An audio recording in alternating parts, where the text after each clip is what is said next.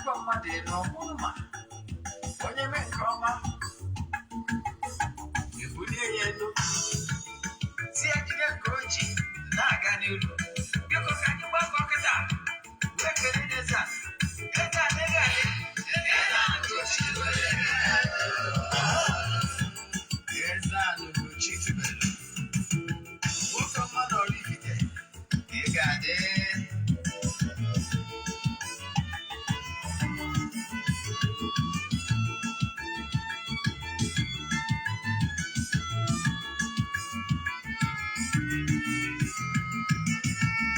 Ọdịnala bụ eziokwu, ọdịnala bụ ụzọ ndụ. Ị ma na o nwere olu na-eti mkpu na-asị ụmụ Igbo chigharịa, ụmụ Igbo chigharịa. Kwa mbọsị ọ na-eti, n'ụtụtụ na abalị ọ nọ na nkụzi. Eze-Ana, Eze-Ana Ugochi tubelu onye ọma na oraifite, onye mgbasa ozi ọma ọdịnala gaba n'ihu. Eze-Ana Ugochi tubelu onye ọma na-eje eme ọnụ. Ọdịnala bụ ụzọ ndụ gaba n'ihu.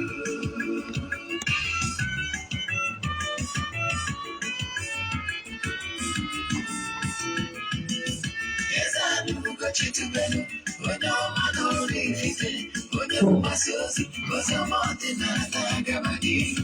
Eze-Ana Ugochi tubelu onye ọma na-eje eme ọnụ.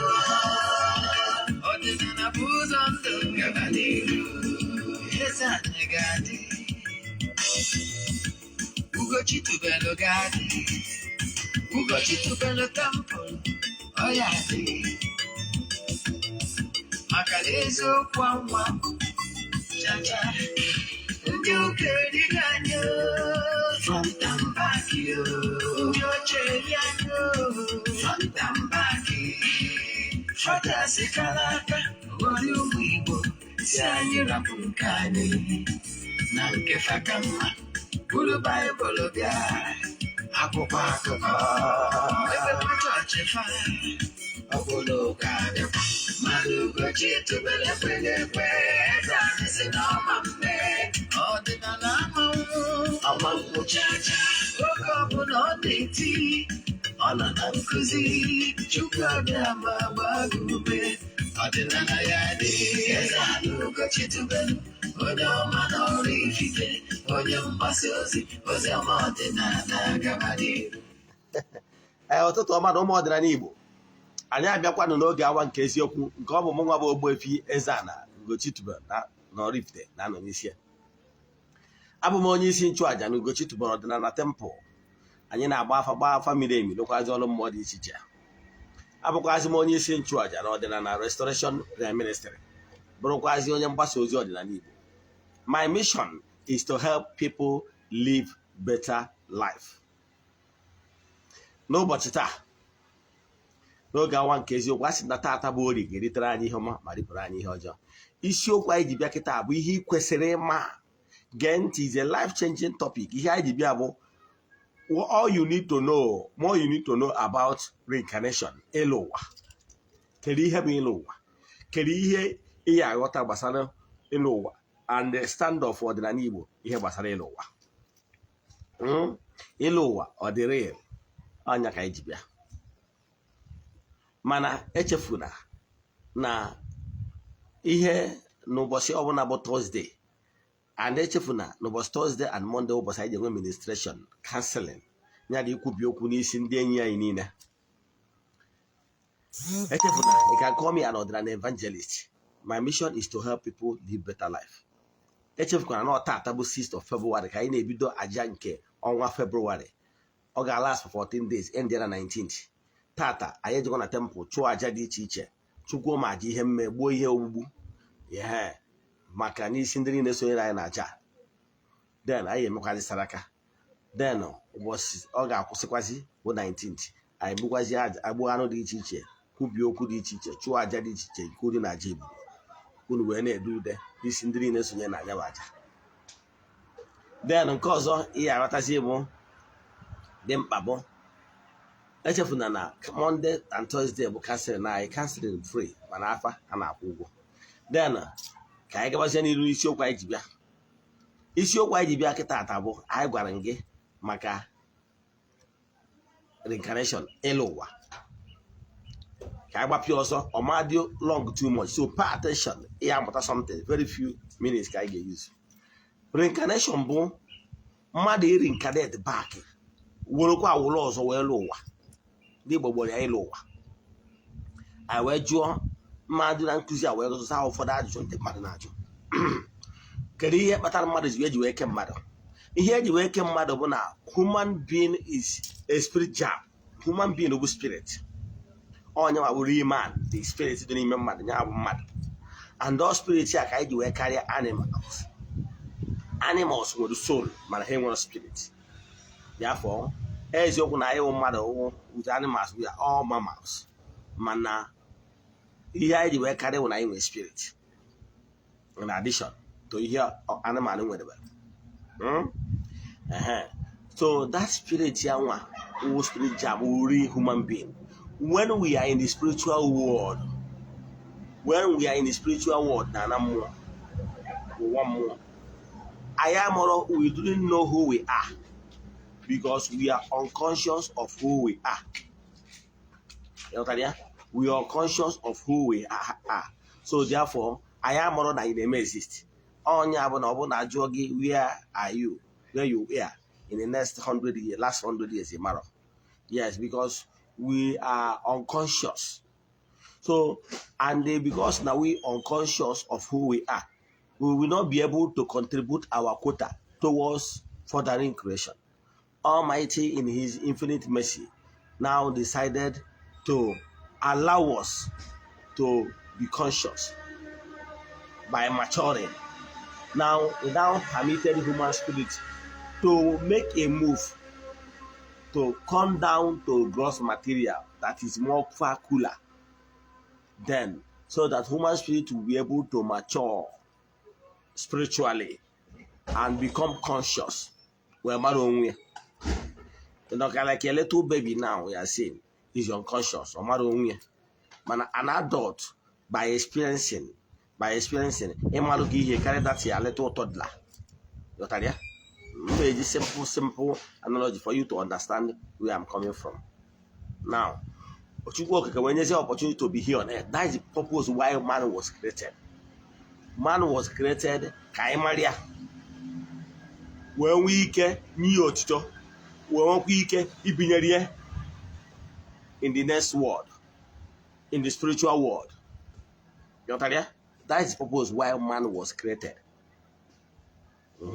So, having understanding why man was created is for you to worship God, know your creator, obey him, and become better human being in order to help him in furthering creation. That's the purpose why we are created. That is the purpose why we are created. You got that? Now, you need to mature by experiencing those earthly experiences. By so doing, you mature.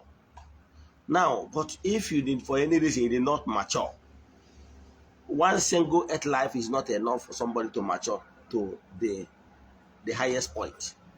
So therefore, you were given another opportunity to continue where you stop. Life is continuous. Or I can just say, Nando ade when jedebe nani mbanwe ka na agbanwe ya. You know, listen to what your father, the Reverend Father, says in the mass. Or say Nando ade when jedebe nani mbanwe ka na agbanwe ya. Ili against it. Yes. So my na chikwa nandi ade when jedebe on mbanwe ka na agbanwe ndo. You were permitted to be here again. HF kuna ndị Jew when you're in reincarnation. Onya ka ha ji wee na-ajụ John the Baptist. Onya nwa bụ Elijah bịara ọfụ bịara ọzọ. Wee na-ajụkwu Jizọs ndị okwu ọbịa. Onya nwa bụ Elijah bịara nọ. Yọtago maka John ziri ụmụazị aja egwa kwuo onye ka ya bụ. O wee sị na onya nwa bụ olu na-eti mkpu n'ọzara.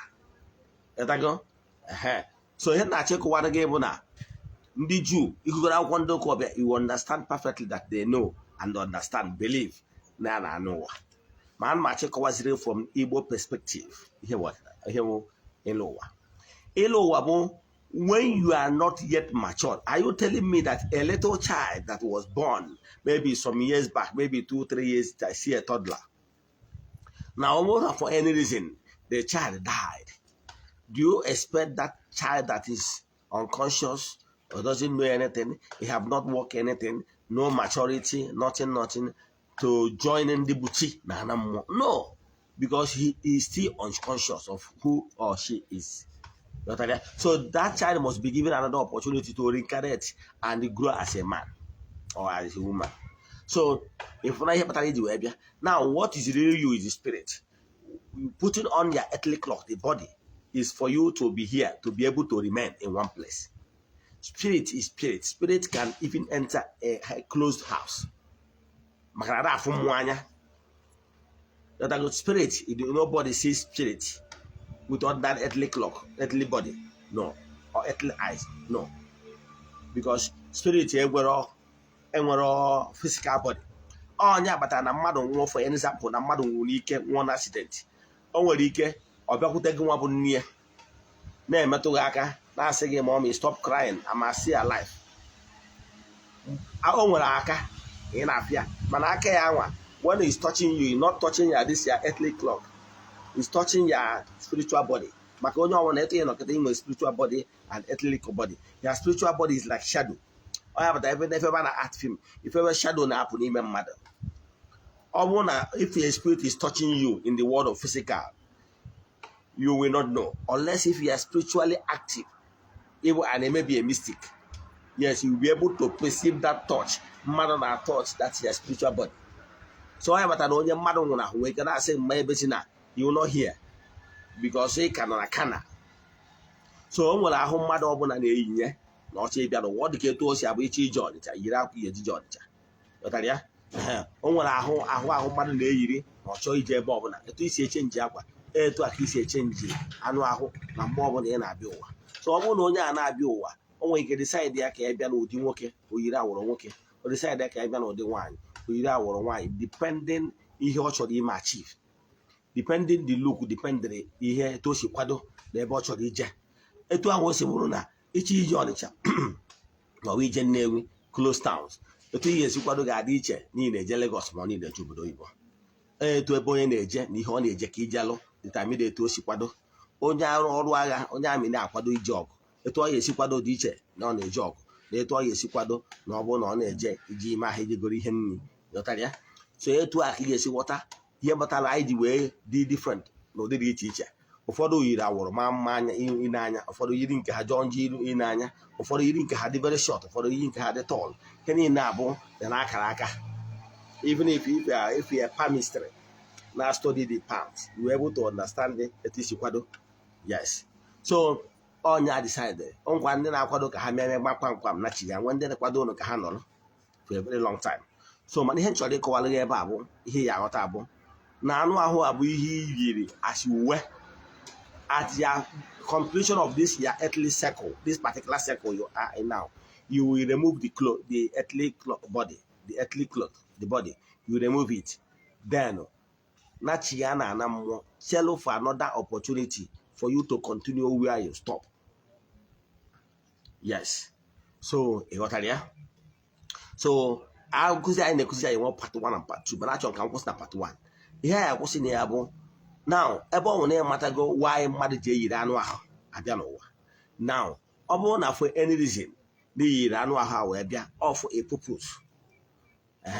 Then nke ọzọ nchọrọ ka nsa gị bụ na ụfọdụ ya ajụ why na mmadụ ọ bụrụ na anụ ụwa, why na mmadụ amado onye ọ bụ in the previous earth life. Yes, why you were not allowed to know who you are is one. It could be distraction to you this present earth life. Example, if you are permitted to know that you are once a king, now, very difficult. This present earth life, you are subordinate. Now,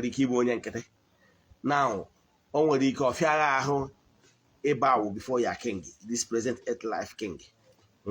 Onwere ike mpako na-egbu once king, nwere ike omegi ime hunatana wee lee no 1 or 2 achọrọ ka ịmata n'ụwa nke a kpatara iji bịa ụwa nke a dịka onye nkịta bụrụ onye eze.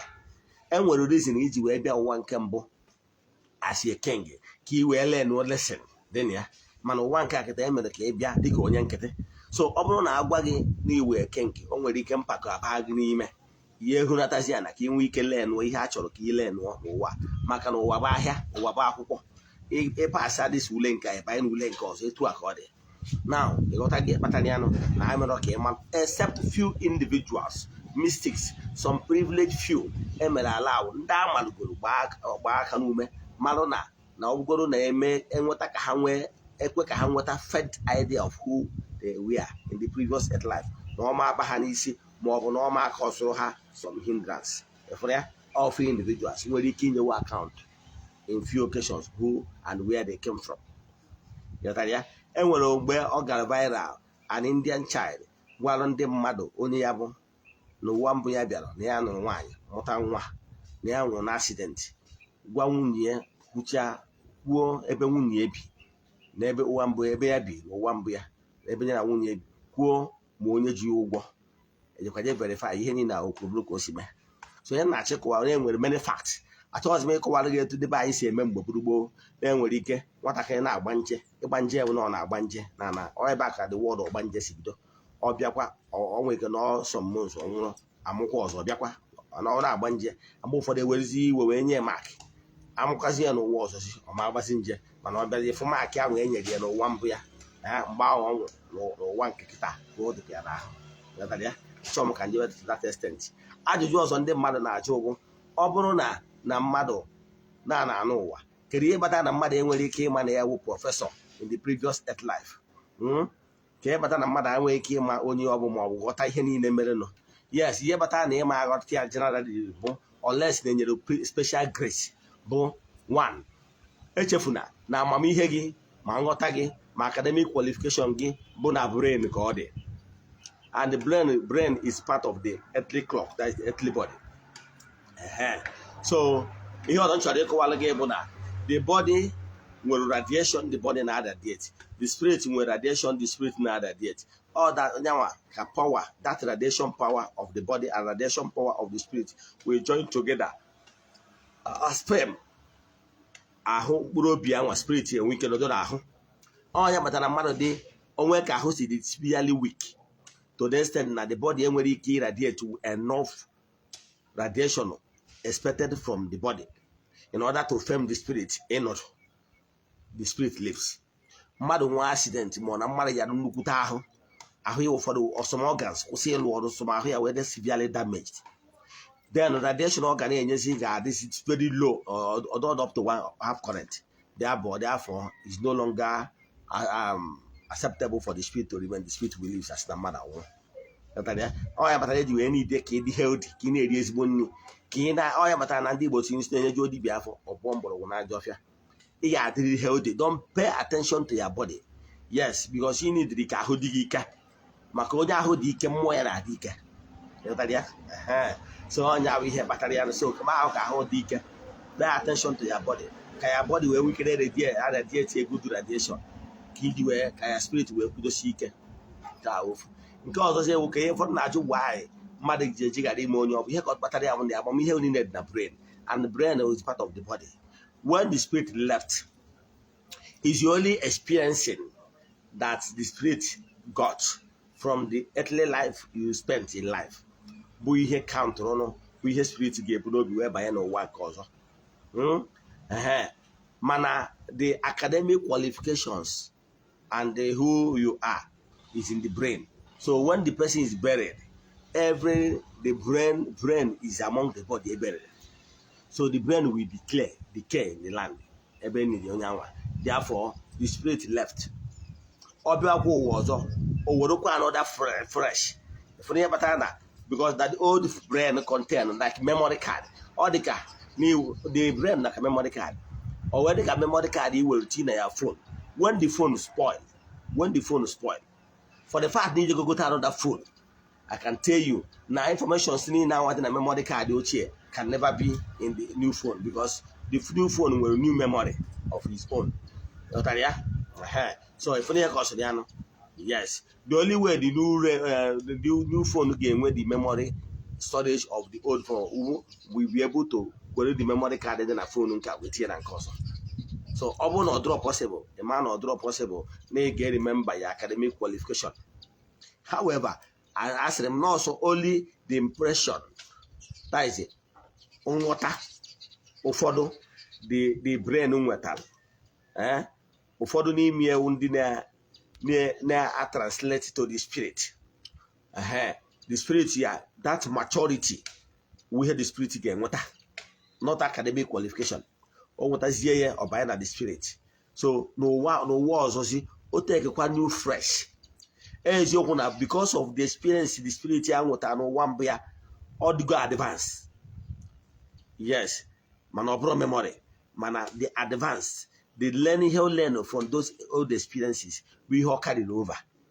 Oh, yeah, but I need when they keep a 4 months of 10 years of the same age, more months of 7 years. Listen to them as they are discussing how will they kiss one of the same family. Manhana bank at an egg hunting.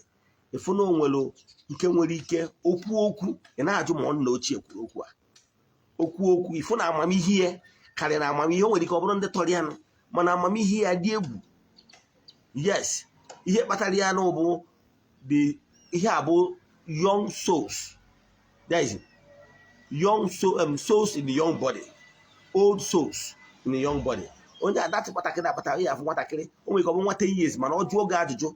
Give one 30 years. You never can only be a what I can do. A mother in any area, what I can manner. Here, any email woman or cheer. Yes. Only you got more than on your about nugget in the previous life. You got that? All young body or mature born at the body, man at the spirit here, Bagotal. Yotaria, all Yabatani wake a motor was careful, and Mamiha had each teacher. Yes, it told me had each teacher, depended their experiences. And when he can, on your bro, no need incarnate example, no need incarnate to go 5 times. Yotaria, I will get matured soul, spirit. Now, imagine compare on your 3 times more, 2 times, go carrying incarnate.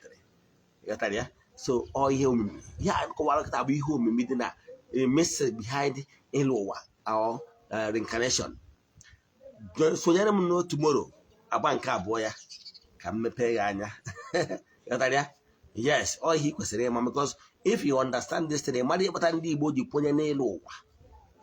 Yes, and the etiquette will apply ya or for your own good. Yagazieno. In the chat video, he gave me for Nanya we share this video. Yes, with that you might save a life. I want the life had a confusing. Yagazie, in what you know, send the message in our WhatsApp 0805 7837 672. I repeat 0805 7837 672. Call the Kwana. Echinine. Bụ Tuesday by 9 a.m. n'oge awa nke eziokwu. N'aha Chukwu okike nke pụrụ ime ihe niile, ekwuo m okwu ngosi n'isi ndị niile bụ ndị enyi anyị na ndị niile na-esonyere anyị n'oge awa nke eziokwu, ndị nọ n'oru na ndị nọ n'Igbo. Anyị kwuru na distance abụrụ ebara ya. Ebe ọ bụ na onye anọ na under the influence of our voice. N'aha Chukwu okike nke pụrụ ime ihe niile, dịka onye nchụaja ekwubie m okwu ngosi n'isi gị, asị m na ọ ga-adịrị gị mma. Asị m na onye na-achụ gị ga-ada. Onye echeche ihe ọjọọ ya emeghị ya ma onwe ya. Asị na ife ọma ya emerụ gị na agbụ niile ekere gị mana mmadụ mana mmụọ na ha niile ga-abụ ihe a ga-atọ n'aha Chukwu okike nke pụrụ ime ihe niile. Onye ike niile si n'aka ya bịa. Ya gazienụ. Daalụnụ.